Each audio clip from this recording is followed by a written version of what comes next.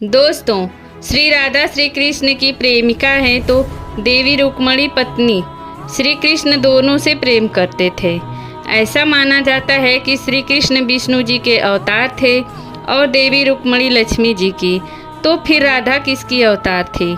लोगों का ये भी मानना है कि श्री राधा और माता रुक्मणी दोनों ही लक्ष्मी जी की अवतार थी।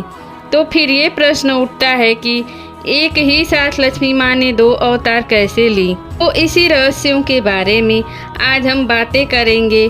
आखिर दोनों में क्या अंतर है? यही रहस्य जानने के लिए हम आपको त्रेता युग में लेकर चलते हैं। तो सबसे पहले बात करते हैं देवी रुक्मणी की। भागवत पुराण, महाभारत और हिंदू धार्मिक ग्रंथों में माता रुक्मणी को देवी लक्ष्मी का अवतार ही बताया गया है।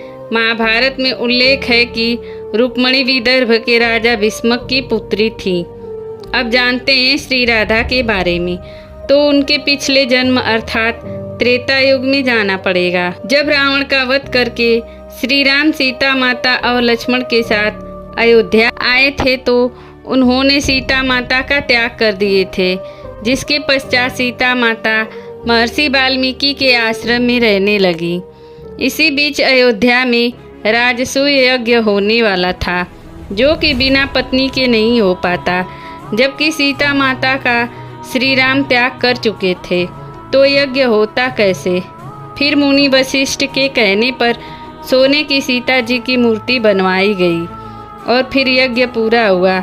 फिर वह मूर्ति प्रभु श्री राम को सीता जी की याद दिलाने लगी। तभी श्री राम सोचे कि क्यों न इस मूर्ति को सरयू नदी में विसर्जित कर देते हैं। जब सोने की सीता का विसर्जित किया जा रहा था, तब सोने की सीता बोली, स्वामी मैं आपके वियोग में जी रही हूँ, कम से कम इस मूर्ति के रूप में तो अपने पास रख लीजिए। तब श्री राम बोले, मैं जितने वर्ष इस जन्म में आपसे दूर हूँ, अगले जन्म में उतने दिन आपके साथ रहूँगा। और ऐसी मान्यता है कि यही मूर्ति श्री राधा जी की अवतार थी। श्री राम सीता जी से जितने दूर रहे उतने दिन श्री राधा के साथ रहे। इसीलिए श्री राधा और देवी रुक्मणी दोनों ही लक्ष्मी जी की अवतार थी।